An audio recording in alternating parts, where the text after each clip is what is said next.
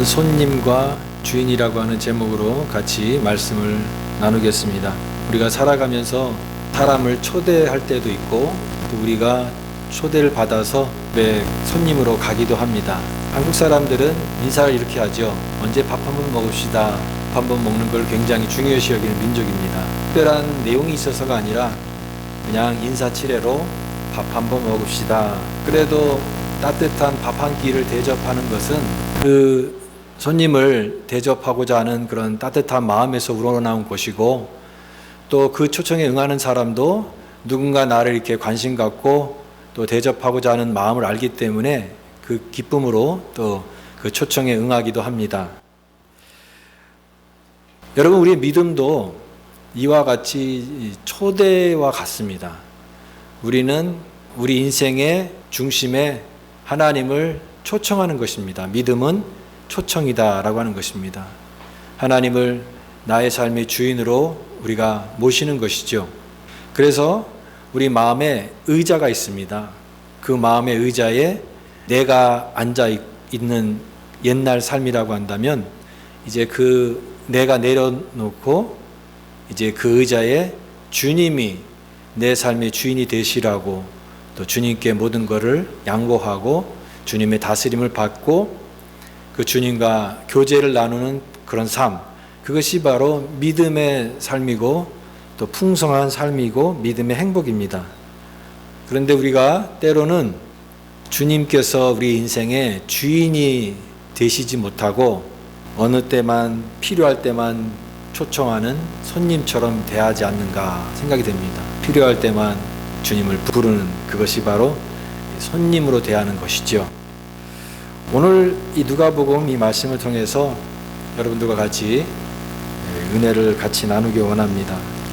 본문의 배경은 한 바리새인이 예수님을 초청하면서 시작이 됩니다. 바리새인이 예수님을 식사 자리에 초대했다. 굉장히 이례적인 일입니다. 왜냐하면 예수님 당시에 바리새인은 예수님과 굉장히 적대적인 관계를 가졌고 갈등 관계를 가졌습니다. 우리가 잘 아는 내용이죠. 그래서 예수님께서 항상 바리새인들에 대해서 강하게 얘기하시고, 또 바리새인도 예수님을 어떻게 하면은 없앨 수 있을까, 그런 내용들이 복음서에 많이 나오기 때문에 바리새인이 예수님을 자기 집에, 그것도 식사 자리에 초대를 했다라고 하는 게 아주 이례적인 그런 일이다라고 하는 것입니다. 우리가 바리새인이라고 하는 사람에 대한 어떤 인식이 있고 또 그런 이미지가 있기 때문에 그런 어떤 편견들을 다 이렇게 색안경을 다 제거하고 본다면 아마도 여기에 나와 있는 이 바리새인은 그래도 바리새인이지만 꽤 괜찮은 사람이겠구나 생각이 됩니다. 왜냐하면 예수님에 대해서도 초대를 한 것이었고, 또 그리고 예수님을 어떻게 부르냐면 선생님이라고 부릅니다. 선생님. 우리 한국 사회에서도 존경하는 사람들한테 이제 선생님 이렇게 부르잖아요. 유대 사회에서 선생님, 디다스칼로스라고 하는 호칭은 아주 존경의 의미가 있습니다. 근데 이 바리새인이 예수님께 선생님 이렇게 부르고 있습니다. 40절 말씀에. 그리고 예수님도 이 사람의 이름이 시몬으로 나와 있습니다. 시몬. 바리새인인데 이름은 시몬이었어요. 그리고 예수님께서 시몬아 이렇게 부르십니다. 예수님이 사람의 이름을 이렇게 개인적으로 부르시는 경우는 아주 친밀한 그런 의미가 있습니다. 시몬아 이렇게 이름을 부르시는 것. 왜냐하면 예수님이 보통 바리새인들한테 항상 뭐라고 강하게 얘기하시냐면 독사의 자식들아, 아주 최고로 강한 표현으로 항상 얘기하셨거든요. 근데 이 시몬에게는 아주 부드럽게 시몬아 이렇게 부르니까 얼마나 이게 부드러운 예수님의 표정이 다 느껴집니다. 그래서 참 이들의 이 바리새인인 시몬과 예수님의 이 초청의 이 분위기가 처음에는 굉장히 좋았을 것이다라고 하는 생각을 갖습니다. 그런데 식사 자리가 이제 시작이 되면서 갑자기 어색하게 된 사건이 여기 나오고 있습니다. 소개되고 있습니다. 예수님은 초청받은 사람 손님인데 여기에 초대받지 않는 손님이 등장하면서 갑자기 집안 분위기가 바뀌게 된 겁니다. 동네에 아는 죄인이 여기에 초대받지 않은 손님이 들어오게 된 것입니다. 여기에 37절 말씀에 그 동네에 죄를 지은 한 여인이 있어 예수께서 바리새인의 집에 앉아 계심을 알고 향유를 담은 옥합을 가지고 왔다. 동네에 죄를 지은 한 여자라고 하는 이 표현이 동네 사람들은 그 여자가 뭐 하는지 다 안다라고 하는 표현입니다. 그리고 이 표현은 그녀가 성을 파는 창기라고 하는 것을 나타내는 겁니다. 이 여자의 죄는 몸을 파는 이 창기였다라고 하는 것이죠. 여러분, 그 당시 유대 사회에서 가장 사회적으로 경멸의 대상이 된 사람이 바로 창기였습니다. 세리, 창기, 다 죄인이고 죄인의 대명사. 그래서 극도로 혐오를 하고 극도로 거부감을 나타냈던 그 대상이 바로 이 여인이었다라고 하는 것이에요. 갑자기 사람들이 식사를 하고 예수님도 식사를 하고 있는 그 자리에 갑자기 동네에 그 사람들이 다 아는 그 여자가 들어와서 갑자기 이 분위기가 얼마나 또 갑자기 썰렁해졌겠는가 생각을 해봅니다. 사람들도 다 눈치를 보고 수근수근대고 그런 것을 다 그 여자도 다 느끼는데 그럼에도 불구하고 그 수치와 모멸심과 사람들이 다 자기를 보고 있는 것을 다 알면서도 불구하고 이 여자가 예수님 위해서 만나기 위해서 왔다라고 하는 것이에요. 자세한 내용은 알 수 없지만 아마도 그 전에 예수님께서 말씀을 전하시거나 어떤 사역에 어떤 기적을 행하시는 모습들을 봤을지도 모릅니다. 그때 이 여자는 그런 믿음이 생겼을 것이고 그래서 저분에게 내가 정말 꼭 만나야 되겠다 그런 사모하는 마음을 가지고 오늘 이 소문을 듣고 이 바리새인의 집에 용기를 내서 온 것이라고 추정할 수가 있습니다. 그런데 어떤 모습을 가지고 왔습니까? 자기에게 있는 가장 귀한 향유 담은 옥합을 가지고 와서 그리고 예수님의 앞으로도 못 가고 뒤에 와서 발 곁에 서서 울며 눈물로 발을 적시고 머리털로 씻고 그 발에 입 맞추고 향유를 부은 것입니다. 그러니까 자세하게 설명하고 있는데 이 모든 행동들이 지극한 그런 정성이고 정말 간절한 모습의 표현을 강조하고 있다고 생각이 됩니다. 여러분 복음서에 보면은 도유 사건, 그러니까 향유를 붓는 것 도유라고 하는데 이 도유 사건이 여러 군데 마태복음에도 나오고 마가복음, 누가복음, 요한복음 이 4복음서에서 다 나옵니다. 그럼 이 사건이 다 어떻게 동일한 사건이냐? 두 가지 사건으로 구분을 하면 됩니다. 다른 복음서에서 복음서라고 하는 것이 한 사건을 4명의 다른 기자가 자신의 어떤 관점으로 기록한 것이기 때문에 동일한 사건을 통해서도 다 내용이 다를 수가 있습니다. 그런데 보통 이 향유를 부은 사건은 예수님의 사역의 말기에 예수님께서 이제 십자가를 앞에 두고 있는 그 마지막 유월절을 보내는 그날 그때에 그 전후에서 발생한 도유 사건이 있습니다. 향유를 부은 것이죠. 근데 그때는요 시기가 십자가 바로 앞에 안식일이었고 그리고 장소도 예루살렘 가까운 유대에 있는 베단이라고 하는 지역에서 발생한 사건입니다. 그런데 오늘 누가복음 이 7장에 나와 있는 사건은 그 사건을 말하는 게 아니라 다른 사건입니다. 그러니까 이 도유 사건이 두 가지라고 하는 것이죠. 이 사건은 예수님의 사역의 초기에는 유대에서 사역한 것이 아니라 갈릴리 지역에서 많이 사역을 했는데 그 갈릴리 지역에 있는 데서 한 것이고 그래서 오늘 이 본문에서 나오는 이 교훈도 전혀 다른 내용입니다.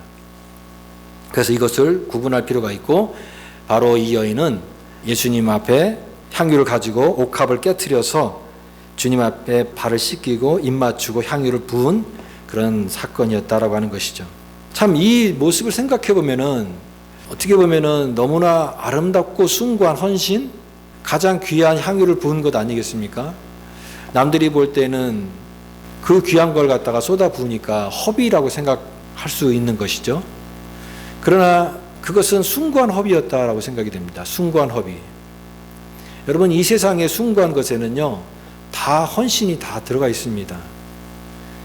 부모님이 허비했고 숭고한 희생을 했기 때문에 자녀들이 성장할 수 있었던 것이죠. 복음도 마찬가지입니다. 예수님께서 십자가에서 피를 흘리신 것 허비 아니겠습니까? 그러나 그 숭고한 허비가 있었기 때문에 우리에게 생명의 구원의 감격과 기쁨을 가져다 줄 수 있었던 것입니다. 이 여인의 허비는 세상적인 눈으로 볼 때는 이게 왜 이렇게 향유를 다 붓냐라고 얘기할 수 있고 비난할 수 있지만, 그러나 예수님의 눈에 보이실 때는 가장 아름다운 그런 헌신의 희생의 모습이었다라고 하는 것이죠. 그런데 그녀의 행동을 가장 못마땅하는 사람이 누구였을까요? 바로 그것은 집주인인 바리새인 시몬이 가장 못마땅하게 생각했다라고 하는 것입니다. 그는 이 여인의 행동을 굉장히 당황했고, 또 그리고 그 행동을 하는 여인을 판단을 했고, 이미 그 여자가 어떤 사람인지를 알고 있었기 때문에 판단했고, 또 그런 판단의 근거로 예수님도 판단을 하고 있었습니다. 어떤 판단을 속으로 했냐면, 저 여자가 어떤 죄인인지를 알았다고 한다면 그를 상종하지도 않았을 것인데, 만약에 정말 예수님이 선지자라고 한다면 이 여자가 어떤 여자인지 알고 상종을 안 했을 것이다 라고 판단을 하고 그 사건을 지켜보고 아주 못마땅한 표정으로 지켜보고 있었던 것이에요. 그래서 속으로 중얼중얼 거리고 있습니다. 그러나 예수님은 그 여인을 가장 큰 칭찬과 함께 사랑과 용서의 은혜로 그 여인을 감싸주시고 그에게 은혜를 베풀어 주시고 계십니다. 여러분, 이 모습입니다. 결국 우리는 이 말씀을 통해서 복음이 뭔지를 깨달을 수가 있고, 또 한 영혼에 대한 관점이 사람이 보는 관점과 하나님이 보는 시각이 전혀 다르다라고 하는 것을 깨닫게 되는 것입니다. 그리고 우리의 구원에 대한, 또 주님을 우리가 어떤 마음으로 맞이하고 있는가에 대한 좋은 아주 귀한 교훈을 이 본문 말씀을 담고 있다라고 생각이 됩니다. 저는 이런 질문을 해봤습니다.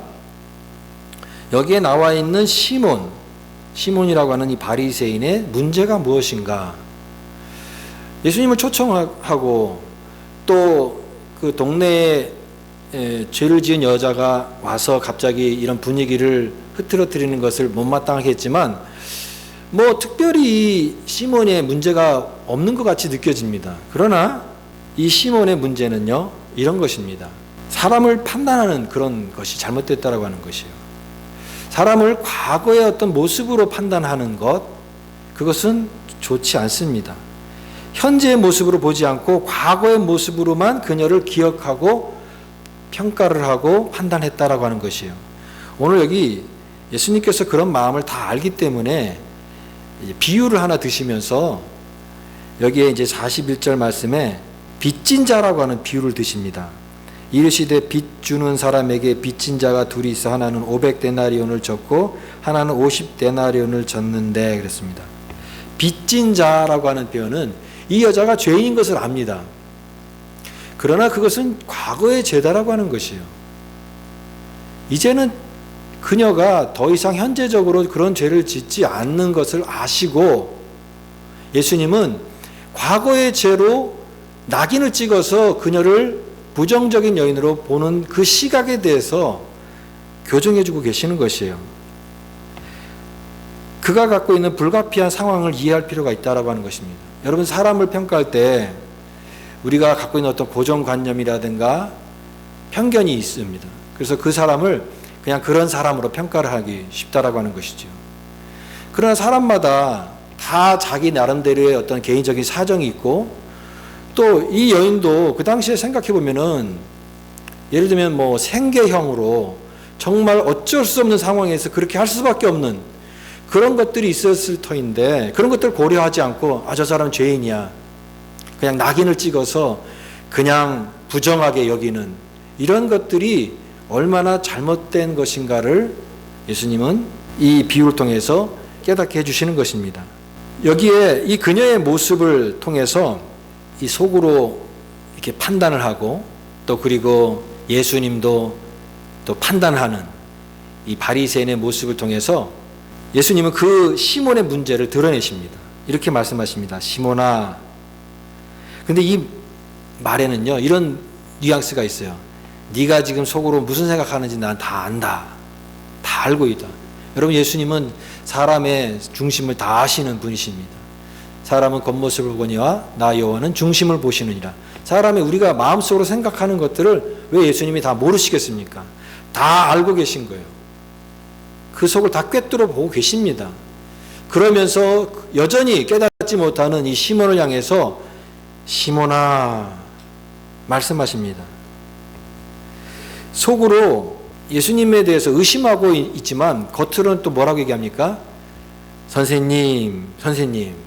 시몬 바리새인은 자기의 의도를 감추고 있는 거예요. 자기의 마음을. 우리는 처음에 초반부에 이 시몬이 괜찮은 바리새인이 아닐까라고 생각을 했는데 점점점 예수님과의 대화를 통해서 갈수록 이 사람의 의도가 드러납니다. 뭐냐면 불순한 의도였다라고 하는 거예요.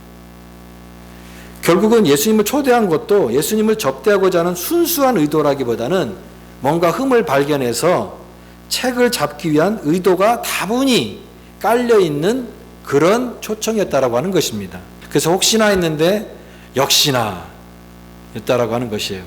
내가 이제 이렇게 보니까, 판단해 보니까 저 여자를 저렇게 잘 모르고 저 여자와 접근하고 있는 저 예수님은 선지자가 아니구나. 딱 마음속에 이제 판단을 하고 그렇게 하는 과정 속에서 예수님께서 말씀하시는 것이에요. 그는 초대는 했지만 마음속에서 우러나와 있는 환대를 하지 않았던 것이에요. 그래서 예수님도 그 부분에 대해서 얘기하십니다. 44절 말씀. 그 여자를 돌아보며 시몬에게 이르시되 이 여자를 보느냐? 내가 내 집에 돌아올 때 너는 내게 발 씻을 물도 주지 아니하였으되. 여러분, 유대 사회에서는요, 이 먼지가 많이 나오고 또 샌들을 신기 때문에 어떤 집에 초청을 해서 그 집에 갔을 때 제일 먼저 발 씻을 물을 주는 것이에요. 그게 가장 기본적인 초청자의 예절입니다. 근데 예수님께서 그 집에 갔을 때 발 씻을 물도 주지 않았다는 것을 지적합니다. 예수님도 굉장히 섭섭했던 것 같아요. 너는 그것도 안 줬는데 이 여자는 눈물로 내 발을 씻기고 그 가장 귀한 향유를 부어서 나를 이렇게 맞이했고 네가 보기에 누가 더 환대를 한 것이냐. 너는 초청을 했지만 너는 그 마음이 담겨있는 환대를 하지 않았지만 이 여인은 눈물로 나를 환대하고 나를 받아들인 사람이다 라고 하는 것을 비유를 통해서 말씀하시는 것입니다. 어떻게 보면 이 시몬의 문제는 겉의 모습이 아니라고 생각이 됩니다. 뭐냐면 이것입니다. 은혜가 뭔지를 모른다라고 하는 것이에요. 은혜가 뭔지. 여러분, 은혜가 무엇입니까? 하나님의 용서받은 은혜예요. 근데 그것을 받아들이고 이해하지 못하는 사람은 이게 이해가 안 되는 것입니다. 그는 은혜를 몰랐고 용서받은 은혜를 몰랐어요. 하나님의 은혜를 받은 자의 마음이 어떠한 마음인지를 그는 몰랐습니다. 왜 그랬을까요? 너무 많이 가져서 그랬습니다. 바리새인은 뭘 가졌을까요? 내가 그래도 이렇게 바리새인이고 내가 이렇게 종교적으로 열심히 살고 나는 사회의 존경을 받는 자기 의가 가득한 이 바리새인이었어요. 그 의가 너무 가득했습니다. 그래서 그에게는 예수님이 진정한 인생의 주인이 될 수 없었고 그저 손님으로만 받아들였다는 것입니다. 여러분, 중요한 것은요, 은혜를 아는 것입니다.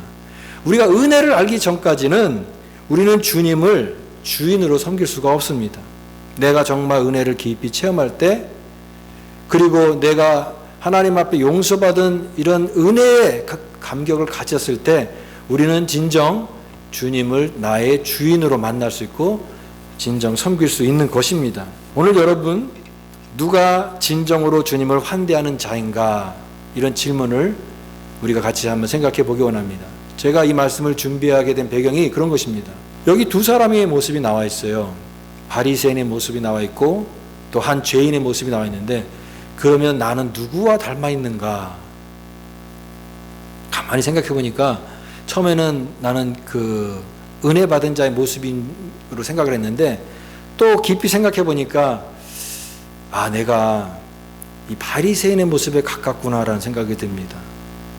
주님을 초청을 했지만 정말 내 마음을 다해서 환대하지는 않은, 여러분 오늘 예배 가운데 오시면서 정말 이 예배 가운데 하나님 내 주님께서 나의 삶을 다스려 주시고 나의 삶의 주인이 되어 주십시오. 여러분 그런 환대하는 마음으로 주님을 나의 주님으로 모시는 마음으로 그렇게 예배 드리는 마음으로 오셨습니까? 아니면 그저 내 필요할 때만 좀 도와주시는 어떤 손님으로 예수님을 우리가 생각하고 그렇게 살아가고 있지 않은가? 내 마음의 중심에 의자에 아직도 주님이 나의 중심이 계시는 것이 아니라 그 의자에는 내가 앉아 있고 내가 생각하고 내가 계획하고 내가 판단하고 내가 생각하는 모든 것들을 이루기 위해서 좀 필요할 때만 주님을 좀 초청하는 손님으로 여전히 모시고 있는 그런 신앙의 모습은 아닌가를 누가복음 7장의 모습을 묵상하게 되었다라고 하는 것입니다. 바리새인 시몬이나 죄인인 여인이나 공통점이 있어요. 그것은 하나님 앞에 다 죄인일 뿐이라고 하는 것이에요. 하나님의 용서가 다 필요한 한 사람의 죄인일 뿐입니다. 그러나 한 사람은 은혜와 용서를 몰랐고, 그러나 또 한 사람은 자신의 은혜와 용서가 필요한 자임을 절실히 느꼈기 때문에 주님 앞에 진실하게 나올 수 있었고 그 마음으로 주님을 환대하고 주님을 주인으로 모실 수 있었던 것입니다. 주님은 오늘도 마음을 보십니다. 우리의 형식적인 그런 모습이 아니라 신앙의 진실성, 우리 마음의 순수한 동기를 항상 보시는 분이시다라고 하는 것이에요. 독일의 류벡 교회라고 하는 교회에 돌판에 작가 미상의 시가 써 있다고 합니다. 그 시가 이런 시입니다. 너희는 나를 주라 부르면서 따르지 않고 나를 빛이라 부르면서 우러러보지 않고 너희는 나를 길이라 부르면서 따라 걷지 않고 나를 삶이라 부르면서 의지하지 않고 너희는 나를 슬기라 부르면서 배우지 않고 나를 깨끗하다 부르면서 사랑하지 않고 너희는 나를 부하다 부르면서 내게 구하지 않고 나를 어질다 부르면서 오지 않고 너희는 나를 존귀하다 부르면서 섬기지 않고 나를 강하다 부르면서 존경하지 않고 너희는 나를 의롭다 하면서 두려워하지 않으니 그런즉 너희를 꾸짖을 때 나를 탓하지 말라. 이런 시가 쓰여 있다고 합니다. 여러분 이사야 선지자를 아시죠? 이사야 선지자가 이사야 29장에 예루살렘이 심판받을 수밖에 없는 이유에 대해서 그것을 진단하면서 그것이 형식적인 신앙이었다라고 비판을 합니다. 주께서 이르시되 이 백성이 입으로는 나를 가까이하며 입술로는 나를 공경하나 그들의 마음이 내게서 멀리 떠났나니 그들이 나를 경외함은 사람의 계명으로 가르침을 받았을 뿐이라. 형식적인 그런 신앙이 아니라 정말 그 마음의 복음의 감격과 은혜를 알고 용서받은 그 기쁨을 아는 것을 하나님이 기뻐하신다라고 말씀하고 있습니다. 오늘 이 사건을 통해서 복음이 무엇인지를 다시 한번 깨닫게 하십니다. 여러분 하나님이 용서 못할 사람은 이 세상에 한 사람도 없습니다. 구원은 모든 자에게 차별 없이 주어지는 하나님의 놀라운 은혜입니다. 그러나 누가 그 복음의 감격을 경험하는 자입니까? 오늘 이 여인처럼 자기가 자격 없음을 알고 하나님의 은혜만을 간절히 붙드는 자에게 하나님의 은혜가 임한다고 하는 사실입니다. 우리에게는 너무 많은 게 있어요. 그렇게 대단한 것도 아닌데 내가 가진 것을 내려놓지 않고 내가 있는 것 그거 붙드는 순간에 주님께서 내 삶의 주인으로 오시기보다는 손님으로 대접하는 그런 모습들이 우리의 모습에 너무나 많지 않은가 생각해 보는 것입니다. 시몬은 손님으로 초대했지만 이 여인은 주님을 그의 삶의 주인으로 모시며 환대를 했습니다. 그래야 해서 여인은 주님으로부터 진정한 용서와 은혜를 받게 되었습니다. 오늘 저는 이 마지막 구절에 예수님께서 이 여인에게 하신 말씀이 참 좋습니다. 그 말씀이 이것입니다. 내 죄사함을 받았느니라. 그리고 50절 말씀, 내 믿음이 너를 구원하였으니 평안히 가라. 이제 더 이상 너는 과거에 묶여있는 존재가 아니라 이제 하나님 안에서 용서받은 것이고, 그런 새로운 용기, 존재의 용기를 가지고 새로운 은혜를 가지고 이제 평안을 누리면서 새로운 삶을 살아가라, 이렇게 축복하신 것입니다. 여러분, 오늘 주님은 날마다 주의 삶의 중심에 오시도록 초청하는 자를 기뻐하십니다. 여러분의 삶에 주님께서 주인이 되시고 손님이 아닌 참된 주인이 되셔서 하나님 나의 삶을 다스려 주옵소서. 오늘 여인의 감격과 기쁨을 회복함으로 주님께서 주시는 참된 평안을 누리며 살아가는 우리 모두가 되실 수 있기를 간절히 바랍니다.